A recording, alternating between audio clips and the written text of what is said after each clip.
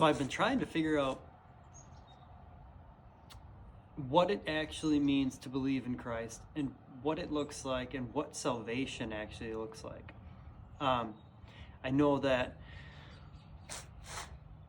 most churches and people seem to teach that all one needs to do is confess that Christ is Lord, and there then you are saved, right? And I can't seem to locate anything in what he said that specifically says that. Maybe someone can. I know he says if you denounce me in front of others, I'll denounce you in front of the Father, those sort of things. But he also, what he calls us to is not, it doesn't seem to be that simple. So like if I look at the calls of the Old Testament, it's like a bunch of things not to do, right? And I'm not familiar much with the Old Testament at all, but it seems like it's a bunch of things not to do, and then when you do break the rules, here's a bunch of ways to get out of it, right? And when Christ comes, the first thing he does is raise that to the nines, right? Like I understand the compassion argument that Christ is all about love. Love God, love your neighbor, right? I understand he says those are the two highest commands. But at the same time, when he steps on the scene, the Sermon on the Mount is like, it's like the ultimate 10th degree of what the Father established, right? You have heard it said, don't be angry, or don't murder, don't hate, don't lust, don't covet, don't do all these things. And then Christ says, well, you still can't do those things, but now, not only that, but now you can't even think those things, right? Which makes sense. Like it logically makes sense, because if you're gonna murder, you're gonna start by hate or anger in some way, shape, or form, right? He's talking about the seeds by which those things bloom into true evil. But it's hard for me to pinpoint what it would mean to be saved, like specifically. It almost seems like one needs, it's the faith and work argument, right? Where we're saved by faith, but like, what does that actually look like? And it seems to me like it would have to be, faith would have to be the belief, right? You would have to start with the belief that Christ is exactly who he says he is, and then take the things that he says and attempt to adopt them into your life, right? So that way they bloom into action. So it's like the seed is the faith by which the actions come, but it seems like you can't have one without the other. So if someone just proclaims salvation but doesn't act, if their heart's not changed, or if they don't turn, right, and do things differently, I don't know. Now again, we're not the judge of that, right? That would fall down to the call of the Father and Christ, but it seems to me like it would have to be one and the same. Your internal world and your external world have to line up. You have to proclaim it, believe it, and then have the faith to believe. Because it's almost like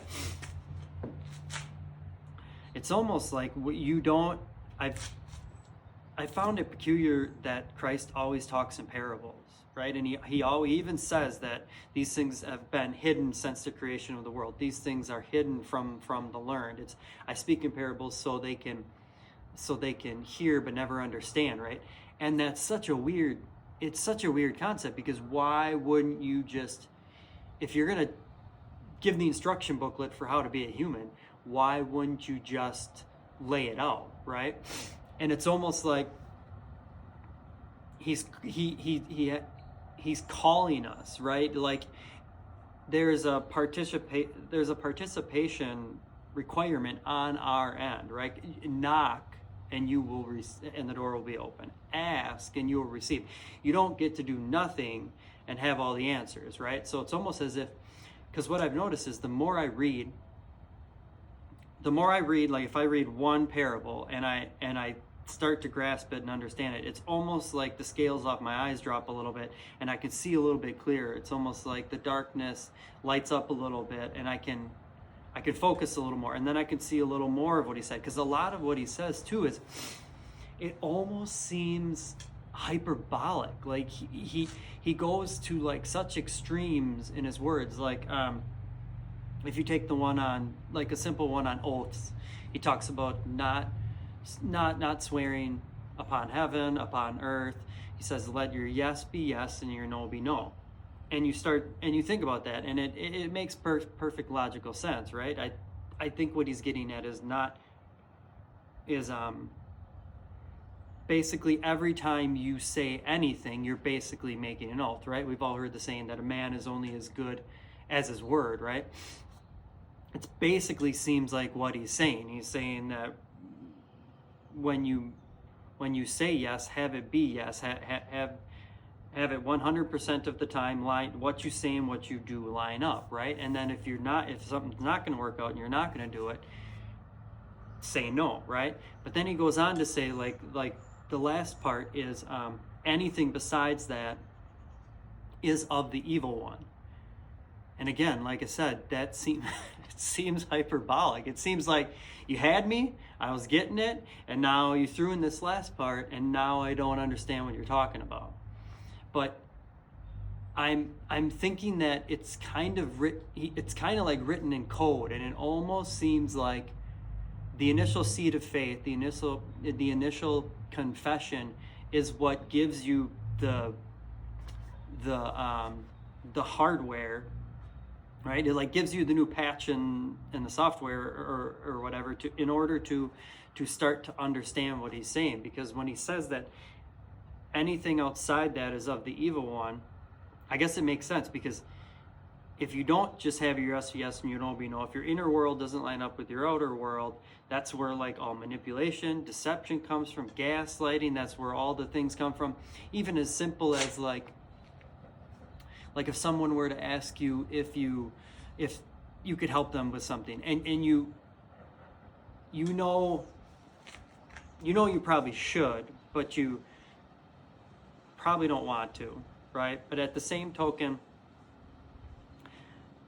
you maybe don't have time, you don't have the energy, you just you should probably say yes if you're inclined to say yes. Like if your inner code, the moral code, is calling you to say yes, even though you prefer to say no, you probably should. But most of us usually don't do that, right? So what we do is we play the agreeable maybe game, right? Where like, yeah, maybe I'll see if it fits into my schedule or calendar, right? And that's all lies. That's all deception. You're not actually going you're not actually going to try to fit it in, right? You're just saying that so you placate, so you don't offend the person, right? But it seems like a lie, right? And then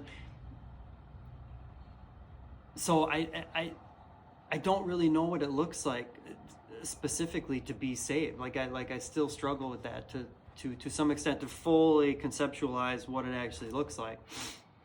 There's the other area where I always struggle too with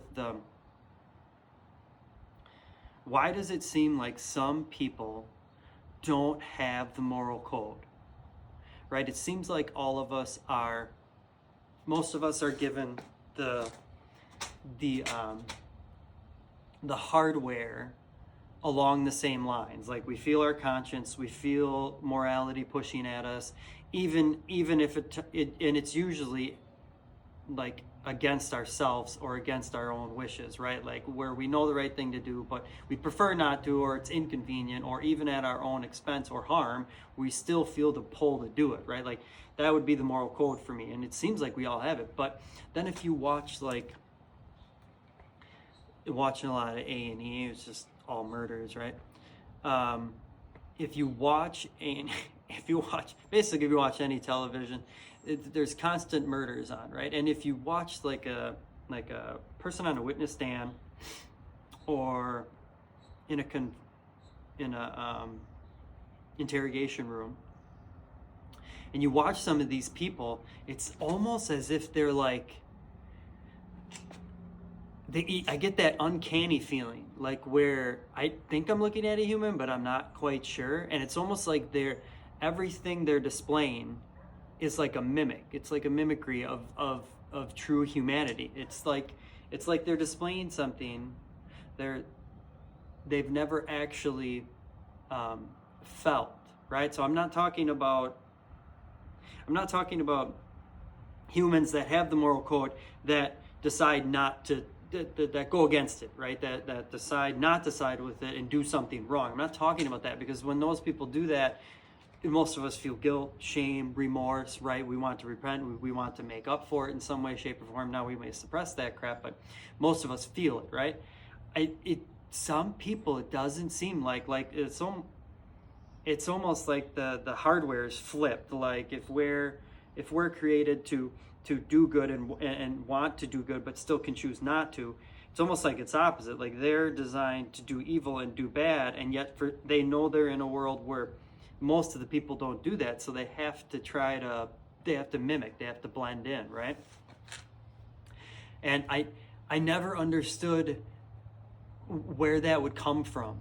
It never made any sense to me. And then I happened upon the parable of the weeds.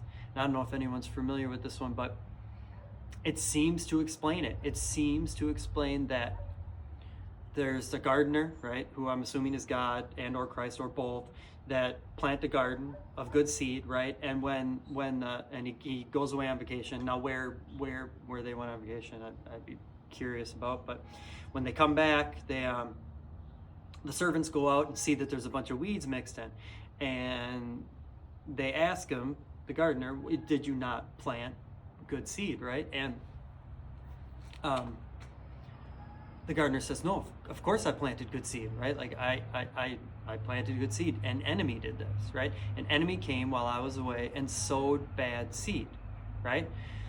And then they go on to ask if they should pull it up, and no, wait until it's fully formed, and then we'll harvest them both at the same time and separate them, the sheep and the goats, all that stuff, right? And that seems to be an answer to it. It's almost as if there's some sort of lineages, or somehow there's two different entities that look the same, but they're not.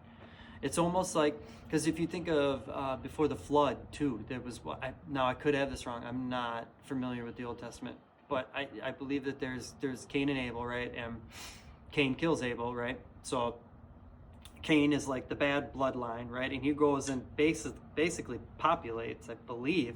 And I think Seth is the replacement for Abel, and then he is the descendant of Noah, right? So like when the flood comes, it basically seems like God is wiping out the lineage that is bad, right? And he even says that I think that their thoughts were only evil all the time. And when I watch these shows and I watch these people who can like murder and commit these terrible atrocities, and like they feel no remorse for them. They attempt to mimic it, but you can tell it's not genuine. And that's almost seems like what those old bloodlines were that he wiped out.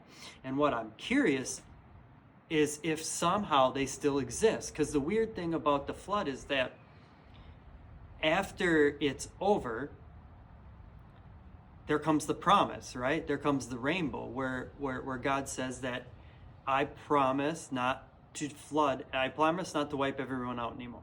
Right? And I'm going to set this in the sky as a reminder so I don't do it anymore. Why would you need to promise something like that? Like, why? I understand like being graceful towards humanity, but it's almost as if he foresaw the fact that there was still going to somehow be bloodlines that he would still want to get rid of and eliminate, right? So I almost wonder if that's the thing with the parable of the weeds, and that's where the true evil, the people who have no empathy, who have no compassion, who have no remorse, they don't actually feel these things, right? And I don't know what that has to do with the salvation thing, but all these things just I find myself the more I read, the more I believe, right? And I understand the core tenets of Christianity, right? You have the lineages, you have the virgin birth, right? You have the resurrection, you have the prophecies, you have all those things, and they seem I like them. I think they're true, but at the same time, it's very hard for me to conceptualize what they actually look like, right? Like, I've never seen anyone rise from the dead. I've never seen a virgin birth. Like, I don't know what those things is. So the thing that grabs me the most is each and every saying a parable attributed to Christ. I cannot find anything wrong with them. Like, if I take any of them and I implement them in my life, they always work, like every single time. Like, I can't disprove them. And you have to kind of get to the point where, like, I've never met a human being that I couldn't look at